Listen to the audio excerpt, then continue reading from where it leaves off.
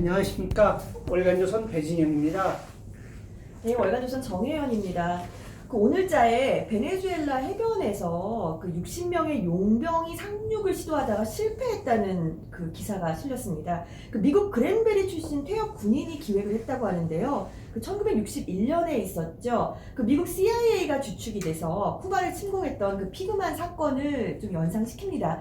이래저래 요즘 우리나라에서는 베네수엘라 얘기가 많습니다. 최근 총선 결과를 두고 베네수엘라행 급행 열차를 탔다라는 얘기도 있고요. 그래서 저희가 오늘은 15분에 정리하는 베네수엘라가 남미 극빈국으로 전락한 이유에 대해서 한번 얘기해 보도록 하겠습니다. 네. 원래 베네수엘라가 못 사는 나라인가요? 1970년대에는 세계에서 잘 사는 20개 나라 안에 들었던 나라고요. 그 당시에는 이제 스페인이라든지 그리스라든지 이스라엘보다 잘 살았습니다. 그리고 1인당 국민소득 수준이 영국보다 불과 한 13% 정도 낮았다. 굉장히 잘 사는 나라였네요. 그 이제 그런 게 이제 석유 매장량 세계 1위입니다, 이 나라가. 저도 이거 준비하면서 베네수엘라가 석유 많이 나는 줄은 알았는데 매장량 1위인 줄은 몰랐습니다. 네, 저도 처음 알았네요. 굉장히 잘 살았는데 언제부터 좌파 정권이 집권을 하게 됐나요? 1998년인데요. 흔히 중남미 국가라고 하면 이제 군사 쿠데타나 이런 게 많은 나라로 알고 있습니다만은 베네수엘라는 1958년에 이제 당시 독재자를 몰아낸 다음에 한 40년 동안은 중도 좌우 성향의 정당이 서로 이제 평화롭게 정권 교체를 하는 그런 아주 안정된 민주주의 국가였습니다. 근데 이게 또 한 40년이 되다 보니까 그리고 이제 다른 정당들이 어떤 도전이 약하니까 이게 다 이제 어느 당 할 것 없이 다 기득권 세력화되고 국민들의 요구를 제대로 담아내지 못하고 그러니까 이제 1992년도에 차베스라고 하는 베네수엘라 대통령이죠. 얼마 전 2013년에 죽은 이 1992년에 공수부대 중령이었는데 쿠데타를 시도하다가 이제 체포된 그런 사건이 있었습니다. 그 당시 이제 당연히 감옥에 갔다 왔는데 그러고 난 다음에 1년 이제 국민적인 영웅이 된 겁니다. 그래서 98년도에 제5공화국 운동이라고 하는 정당을 만들어가지고 대통령에 당선됐습니다. 그러니까 이제 국민 영웅이었으니까 인기가 높았다는 것은 알겠는데 그 외에도 국민들이 당시 차베스한테 열광했던 이유가 또 있습니까? 사실은 이 문제가 있습니다. 베네수엘라라고 하면 베네수엘라 미녀를 연상하는 분들이 많습니다. 80년대, 90년대에는 그냥 미스 유니버스 대회를 열었다 하면은 베네수엘라 여성들이 이제 싹쓸이를 했었죠. 근데 거기서 싹쓸이한 베네수엘라 미녀들을 보면은 완전히 이목구비가 뚜렷한 서구형 미녀들입니다. 근데 차베스나 또 지금 대통령을 하고 있는 마두로는 보면은 그렇죠. 딱 감자 퍼진 것 같은 그런 얼굴들이죠. 뭔가 하면은 다른 중남미 국가들도 마찬가지지만은 19세기 초에 스페인으로부터 독립한 이래 거의 200년 동안 스페인 계통의 귀족들이 귀족 지주계층들이 200년 가까이 정치 경제적인 권력을 갖다 독점을 했던 겁니다. 그리고 메스티조라고 그러죠. 혼혈들, 그다음 인디오들 이런 대다수 국민들은 경제적으로 빈곤하고 정치적인 권리를 못 누리는 이런 게 계속되다가 이제 차베스가 등장을 하면서 200년간 소외되어 왔던 그 사람들을 갖다가 그냥 감정적으로 동료의식 느끼면서 그러면서 이제 그 사람들의 마음을 잡은 거죠. 그렇잖아도 핍박받았다고 좀 느끼고 있던 어떻게 보면은 이렇게 하층민들의 마음을 이제 차베스가 완전히 잡은 건데요. 딱 이제 생각이 이겁니다. 여태까지 대통령이 왔던 사람들은 얼굴 모양새부터 우리하고 다르다. 근데 차베스는 생긴 것부터가 우리하고 똑같이 생겼다. 그런 느낌인 거죠. 근데 그 이후에 거기서 그만두지 않고 또 이제 마두로 대통령이 됐어요. 이게 또 어떻게 된 겁니까? 계속 좌파가 집권을 하게 되네요. 결국은 이제 그거죠. 마두로라고 하는 사람은 이제 차베스 밑에서 외무장관, 국회의장, 부통령을 했던 사람인데 원래 트라군 전수 출신으로다가 노조위원장을 했던 사람입니다. 그러다가 이제 차베스가 제5공화국 운동을 만들 적에 거기에 가담을 해가지고 그 후에 중용이 됐고 그 다음에 그 밑에서 이제 계속 출세가도를 달린 거죠. 근데 보면 그렇습니다. 이게 역시 한 나라가 이 차베스가 이제 15년을 집권을 했거든요. 네네. 그 정도면은 엘리트가 교체가 되는 겁니다. 말하자면 차베스 집권 초기만 해도 관료들이라든지 정치인이라든지 또 사법부라든지 이런 데에서 차베스에 반대하는 세력이 있었지만 네. 그런 세력들을 갖다 계속 이제 적폐라고 그러면서 물갈이를 하고 그 다음에 군부도 이제 몇 번의 불발 쿠데타나 이런 거 계기로 해갖고 기성의 이제 고급 장교들을 몰아내고 이러면서 15년 집권을 하니까 네. 어느 분야에서든지 간에 차베스 지지 세력이 네. 강고하게 자리 잡게 된 거죠. 네. 그러니까 이제 기존 세력이 이제 15년 동안 거의 다 물갈이가 네. 됐고 그 와중에서 이제 사법부, 그다음에 그렇죠. 언론, 그렇죠. 그렇죠? 이제 헌법재판소, 네. 중앙선거관리위원회 이런 데 장악을 하고 전부 다 장악을 하게 그 다음에 이제 비판적인 신문이나 방송은 문을 닫게 하고 네. 그 다음에 뭐 참 희한한 일들을 많이 했는데 네. 그 중에 하나가 이제 안녕하세요 대통령이라고 하는 프로그램이 있습니다. 안녕하세요 대통령. 예. 그 뭐 우리도 가끔 이제 노무현 대통령이나 문재인 대통령이 국민과의 대화 뭐 이런 네네. 걸 했습니다만은 이거는 한마디로 해서 대통령 관저에 들어가서 대통령 집무실에서 대통령이 오늘 방송 끝 할 때까지 5시간이 됐건 10시간이 됐건 15시간이 됐건 네. 그야말로 대통령의 직무 현장을 갖다가 리얼리티 쇼로다가 방송을 하는 건데 그것도 방송으로 송출을 직접 그렇죠, 하고 하는 거죠. 온 국민이 그걸 몇 시간 동안 그렇죠. 그것만 볼 수밖에 없는 상황이에요. 그러면서 예를 들어 이런 식이죠. 어떤 재벌그룹 아들이 네. 공항에서 들어오다가 뭐 마약을 갖다가 이제 숨겨갖고 들어오는 게 붙잡혔습니다. 네. 그러면 그놈의 자식 빨리 감옥에 쳐넣지 않고 뭐 하는 거야. 그냥 그냥 여과 네. 없이 다 방송을 하는 그렇죠. 거죠. 그 다음에 이제 뭐 예컨대 어떤 재벌그룹이 무슨 뭐 이제 도시계획법을 위반을 해갖고 건물을 올렸다는 사실이 네. 적발됐습니다. 그러면 그 건물 당장 몰수해. 아, 뭐 이런 걸 갖다가 방송을 하니까 네. 이 뭐 마두로 차베스 지지자들은 네. 열광을 하는 거고 네. 물론 이제 반대하는 사람들은 뭐 저런 게 대통령이야 그러지만은 그거 보고 통쾌하다고 하는 사람들 네. 뭐 대깨문 같은 사람들이 이제 많은 거죠. 그렇죠. 근데 그 베네수엘라가 좌파 정권의 길을 가는데 예. 쿠바의 영향력이 절대적이었다. 예. 이건 또 무슨 소리입니까?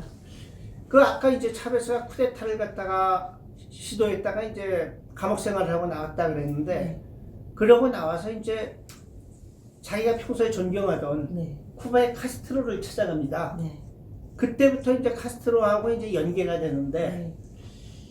그 쿠바라고 하는 나라가 우리가 볼 때는 굉장히 이제 그 후진적인 국가고 공산 독재 국가지만은 네. 뭐 좌파들이 주장하기로는 전 국민 의료 혜택이 되는 게 굉장히 잘 돼 있다고 주장을 합니다. 그게 네. 사실인지 모르겠는데 그래서 한마디로 해서 이 쿠바는 그 소련이 붕괴한 다음에 굉장히 경제적으로 어려워졌고 네. 특히 석유라든지 에너지 쪽인 문제가 많은데 네. 차베스가 정권을 잡은 다음에 석유를 대주고 네. 대신에 쿠바의 그 의료 인력을 갖다가 받고. 받아가지고 그 인력들이 이제 빈민촌에 들어가가지고 네. 의료 서비스를 제공을 하는 겁니다. 그래서 실제로 차베스가 집권하고 있는 기간 중에 네. 가령 영아 사망률이라든지 보건 의료 서비스 같은 게 굉장히 개선이 됐다고 그래요. 네. 그러니까 이제 그런 것도 빈민들은 좋아하는 거고. 네. 근데 여기 끔찍한 얘기가 하나 있습니다. 지금 그 베네수엘라에서 활동하고 있는 쿠바인들의 숫자가 적게는 4만 명, 그 다음에 퇴역한 베네수엘라군 장성의 기로는 9만 명에 달한다고 그러는데 네. 그 중에서 15,000명이 넘는 쿠바 정보 요원들이나 군인들이 있다는 겁니다. 아, 네. 걷다가 이제 물론 베네수엘라에서 쓰는 스페인어 억양하고 쿠바에서 쓰는 스페인어 억양 같은 경우는 좀 차이가 있지만 네. 기본적으로 이제 스페인어기 때문에 기본 의사소통에는 전혀 잘 지장이 되겠죠. 없거든요. 네, 네, 다만 이제 우리가 들으면 다 스페인어고 네. 다만 이제 베네수엘라 사람들이 들으면 이거 베네수엘라 스페인어 억양하고 좀 좀 다른데 방어 같은 느낌 그런 정도. 들겠죠. 네. 근데 그런 사람들이 와가지고 쿠바 베네수엘라 정보기관이나 경찰, 군 수사기관 이런 데서 거의 장악을 했다는 거죠. 그러니까 예를 들어 이런 경우를 생각해 보십시오. 제가 반정부 운동을 해서 잡혀갔는데 네. 저를 갖다 신문하는 게 국정원 요원인 줄 알았더니 이북에서 온 놈이 나를 갖다 신문한다고 생각을 해 보십시오. 네. 네. 끔찍한 얘기 아닙니까? 그래서 이제 차베스, 마두로 이 두 예. 사람이 계속 포퓰리즘을 쏟아냈는데 네. 이거를 그 내부에서 막을 수 있는 세력은 없었습니까? 사실은 이제 중산층이라든지 엘리트층은 끊임없이 저항을 해왔죠. 그래갖고 2002년도에 네. 불발 쿠데타가 한번 있었습니다. 네. 그래서 일부 군세력이 네. 우리나라 상공에 의해서 우리도 지금 전경련 비슷한 이런 네. 그 기업인들하고 모의를 해갖고 네. 차베스를 갖다 감금을 하고 네. 그다음에 당시 상공에 의해서 소장을 임시 대통령으로 선언을 했는데 그 차베스 지지 세력과 네. 차베스를 지지하는 군인들의 네. 반발로다가 하루 만에 이제 진압이 된 사건이 있었고요. 네. 그다음에 작년에도 또 한 번 크게 요란했었죠. 네. 부정선거 시비가 있었고 당시 이제 36살의 과이도라고 하는 국회의장이 네. 내가 대통령이다 그러고 미국을 비롯한 다른 인정을 했죠. 중남미국들이 네. 인정을 했는데 마두로가 악착같이 버티면서 뭐 심지어는 이제 유혈 진압까지 나서니까 네. 결국은 이제 아직도 마두로가 권좌에 있는. 네. 근데 지금 뭐 상황을 보면 뭐 뉴스 많이 들으셨게 끔찍합니다. 지금 난민이 340만에서 500만 명이 이웃 콜롬비아나 이런 나라로 넘어갔다고 그러고요. 이게 국민의 10%가 넘는 숫자입니다. 그다음에 인플레율이 무려 140만 %라고 그럽니다. 140만%요. 예, 140%라도 좋을 텐데. 네. 그래서 재미있는 뉴스가 몇 년 전에 나왔었죠. 그 지방에서 올라온 부부가 네. 먹고 살 게 없어서 고민을 하다가 네.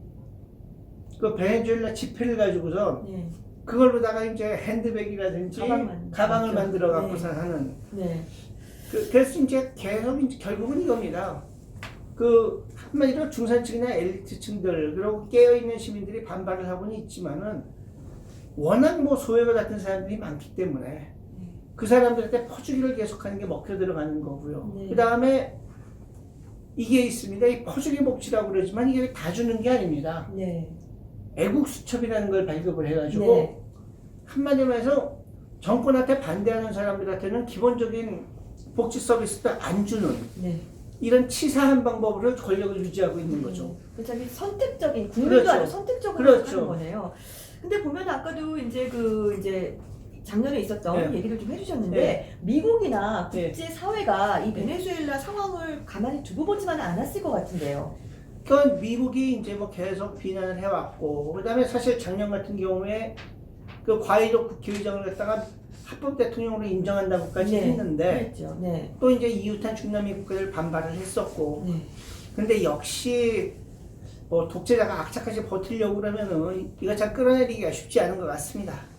그러니까 지금 베네수엘라의 오늘날 이제 최국빈국의 모습이 네. 이제 지도자, 네. 좌파 지도자의 등극이지만 네. 사실 어쨌거나 이제 그 좌파 지도자라는 거는 국민이 네. 뭐 일부 엘리트 네. 중산층을 빼더라도 네. 선택한 사람이니까 그렇죠. 결과적으로 국민의 잘못이다라고 봐도 될까요? 그렇죠. 그러니까 이게 지금 전 세계적인 고민인데 한마디로 다수 국민의 지지를 받아서 정권을 잡은 사람이 나는 국민의 지지를 받으니까 민주주의다라고 하면서 국민들의 자유와 권리를 억압하는 그런 그 비자유민주주의라고 하는 네. 그런 상황이 지금 전 세계적으로 확산되고 있는데 베네수엘라가 대표적인 거죠. 네. 참 우리도 좀 그래서 이제 자꾸 베네수엘라 네. 얘기가 나오는 게 아닌가 싶어요. 근데 저는 베네수엘라는 우리보다 행복하다고 봅니다. 왜 그렇습니까? 베네수엘라는 적어도 이웃에 중국이나 북한 같은 존재는 없고요. 네.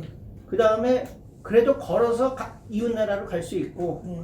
이웃 나라가 스페인어를 쓰기 때문에 같은 글로 가면은 막노동을 해서라도 먹고 살 수가 있습니다. 네. 우리는 잘못되면 포트피플입니다. 아, 그렇죠. 갑자기 또 저기 멀리 있는 다른 나라가 네. 떠오르네요. 지금 보면은 그 세계 5위에 네. 매장량 기준으로는 석유가 1등이고 네. 또 이제 석유 수출국으로는 5위인데 예. 혹시 이런 오일이라는 것이 결과적으로는 국민을 분열시키고 예. 이렇게 양극화시키는데 조금 일조를 했을까요? 그걸 이제 자원의 저주라고 그러는데요. 네. 한마디로 말해서 이겁니다.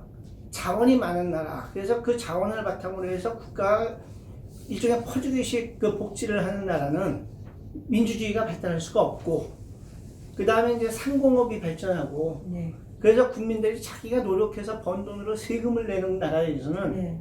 국민들은 나는 세금을 냈으니까 네. 내가 세금 내는 만큼 국가 정치에 대해서 반환권이 있다고 적극적으로 참여하고 네. 이러는 나라가 제대로 자유민주주의가 되고, 네. 자원에 의지해 갖고 먹고 사는 나라들은 결국은 민주주의가 발전하지 못하고 표류한다. 네. 이걸 갖다가 이제 자원의 저주라고 그럽니다. 네. 예. 네, 오늘 어쨌거나 저희가 물론 굉장히 뭐 배진용 선배가 워낙 잘 알고 계시지만 많은 이제 애청자분들을 위해서 15분 안에 아주 예. 간단하게 정리하는 예. 베네수엘라가 남미 극빈국으로 전락한 이유 한번 예. 들어봤습니다. 예. 다음 시간에도 또 쉬운 설명 예. 부탁드리겠습니다. 예, 감사합니다.